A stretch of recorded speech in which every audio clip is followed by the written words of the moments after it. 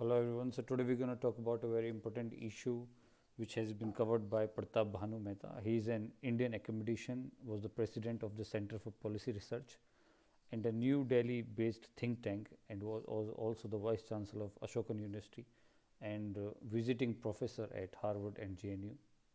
So in this article, he talked about the three challenges which America has been facing, which I'm going to talk about here and try to understand that what the issues has been going on in America. And though it's a very difficult situation, as you will see in America, as even the world is seeing something which is not expected, it's in a very shocking to the people that such thing could happen in America. हम सभी को पता है कि America में protest होते रहते हैं, लेकिन इस तरीके से अगर हम देखें कि जहाँ पर प्रोसीडिंग्स चल रही थी वहाँ पर इस तरह का प्रोटेस्ट हुआ, which is a very alarming situation.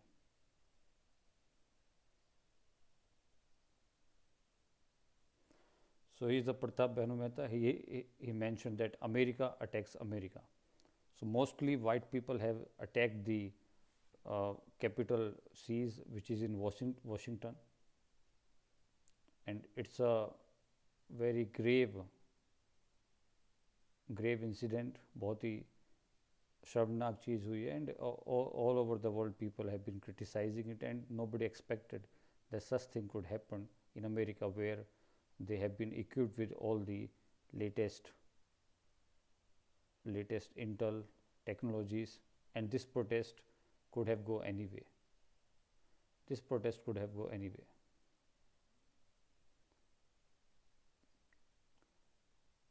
So he highlighted some of the very important points which you will see here. The desecration was not carried out by external enemies. It's very important to understand कि जो ये protest हुआ और जिस तरीके से destruction वहाँ पर करा, आप ये पिक्चर में देख सकते हैं कि ये कोई बाहर के एनिमीज ने किसी ने अटैक नहीं करा है. ये encourage करे गए हैं the president of the United States, that is Trump, Donald Trump. तो डोनाल्ड ट्रंप 20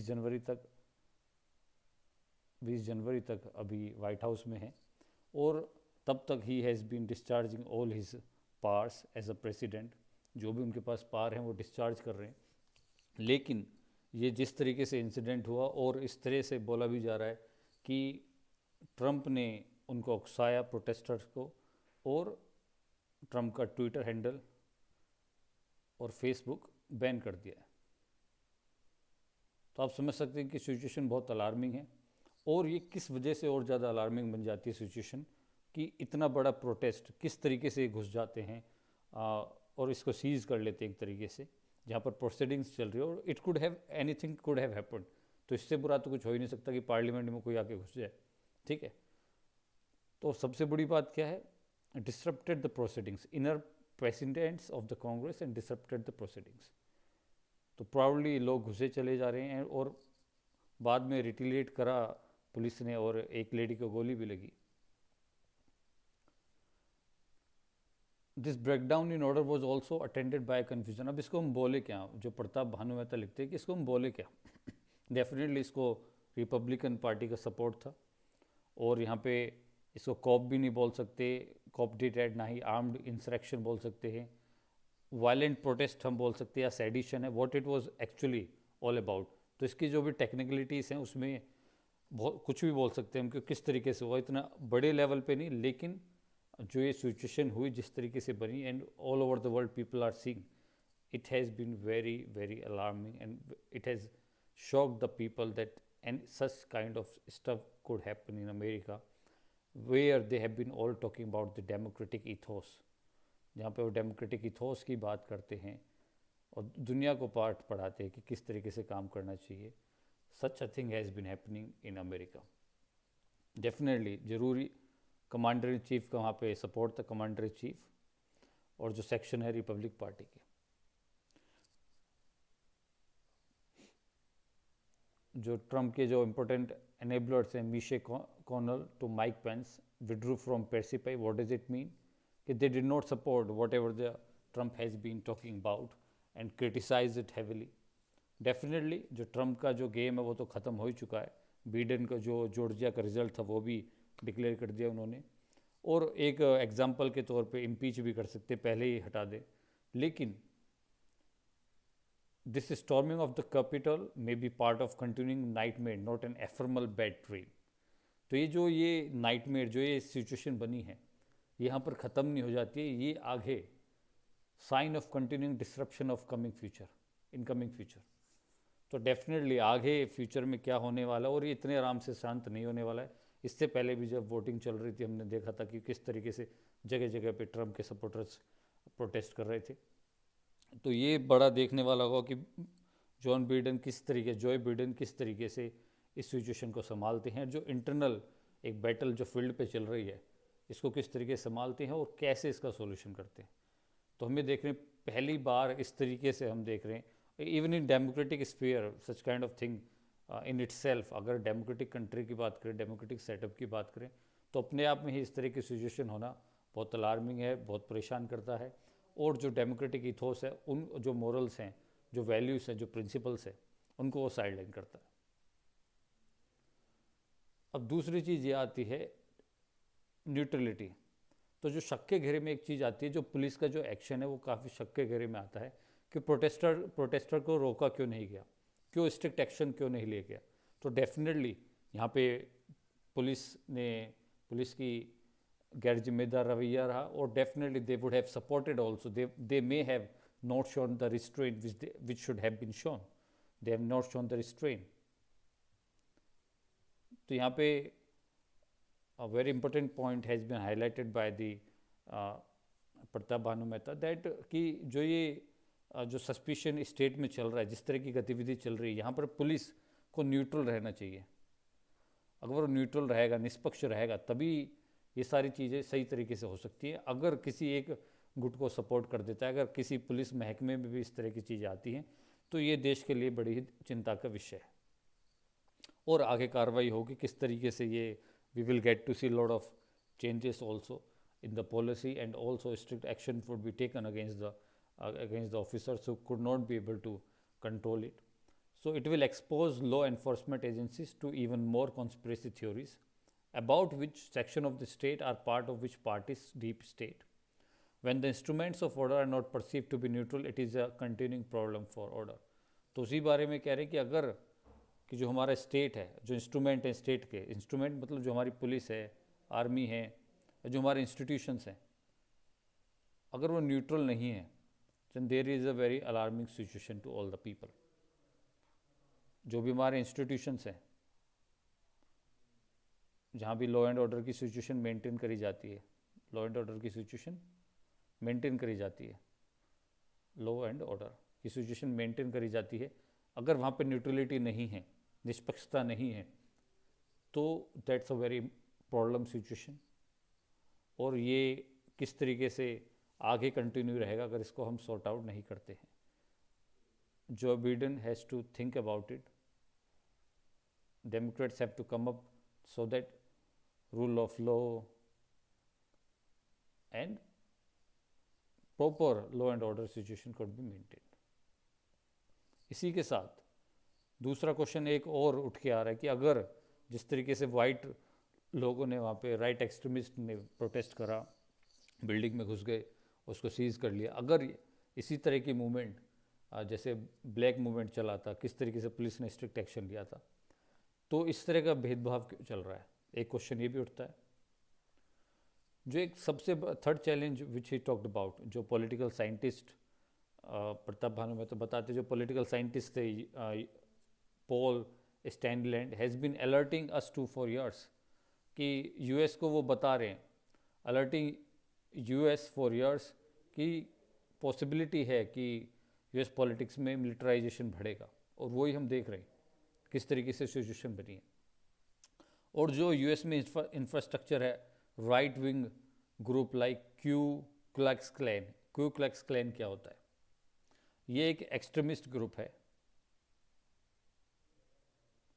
ये एक एक्सट्रीमिस्ट राइट विंग ग्रुप है। Ku Klux Klan extremist right wing group है, सोसाइटी है, कहाँ पर, यूएसए में। एक्सट्रीमिस्ट कौन होते? जो वायलेंट मीन्स को अपनाते हैं, प्रोटेस्ट करते हैं, वायलेंट मीन्स को अपनाते हैं। एक्सट्रीमिस्ट ग्रुप ही एग्जिस्ट करता है वहाँ पर, ठीक है। और जिस तरह के पॉलिटिकल प्रोसेस चल रहा है, और जो रिपब्लिकन पार्टी है, जो ट्रम्प के जो सपोर्टर हैं, वो इसको they have been supporting it, it has been supported by the main stream party. Are you getting? So in that way you can understand, ये बहुत इंपॉर्टेंट है, किस तरीके से सिचुएशन अलार्मिंग हो जाती है when the party and the people are supporting such kind of extremism. Are you getting? The last point which he makes and summarize, conclude the article, कि the rest of the world might feel some sachet and fruity at America's division. So what does that mean? इस word का मतलब क्या होता है? इस word का मतलब ये है कि आपको अच्छा लग रहा है जब दूसरे के घर में आग लग रही है। Pleasure derived by someone from others' misfortune. Other people, other nation seeking pleasure by seeing the situation of America. For example, which we have Moscow, Russia and Beijing, China, quietly taking succor from the Capitol falling is not good for global freedom either. दूसरा ये चीज़ है कि अब किस तरीके से America हमेशा इस चीज़ में माहिर रहा है, इस नैरेटिव को चेंज कर देता है, किस तरीके से इसको वर्ल्ड फोरम पे पेश करता है। डेफिनेटली वो इस इशू को दबा देंगे, एक डिफरेंट नैरेटिव लेकर आएंगे, because America is the super power and they have all the mechanisms to change the narrative that they have been doing from lot of years. So but in any way the situation is very alarming. And also Pratap Bhanu Mehta questions one of the very important aspect. He also talked about the cultural nihilism.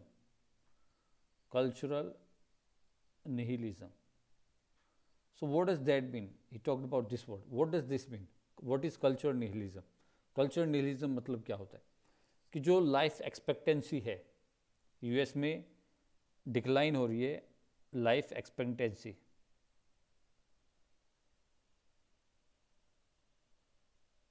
ठीक है जी, वो किस वजह से decline हो रही है? हम देखते हैं मूवीज़ में, आपने देखा होगा, that has been the scene in US, that people has been disappearing, there has been a suicide rate, there has been a drug overdose, the culture is declining, it is falling apart. तो ये जो सारी situations चल रही हैं, ये आपकी society को डिग्रेड करती हैं, वीक करती हैं, ठीक है। We have seen number of cases in USA because of drug overdose. Are you seeing? So this is what cultural nihilism mean, ठीक है। और शेंडर फ्रूडी मतलब क्या होता है कि जब कोई दूसरा बंदा pleasure derived by someone from the others misfortune. Okay, so these were the important aspects which has been covered by Pratap Bhanu Mehta,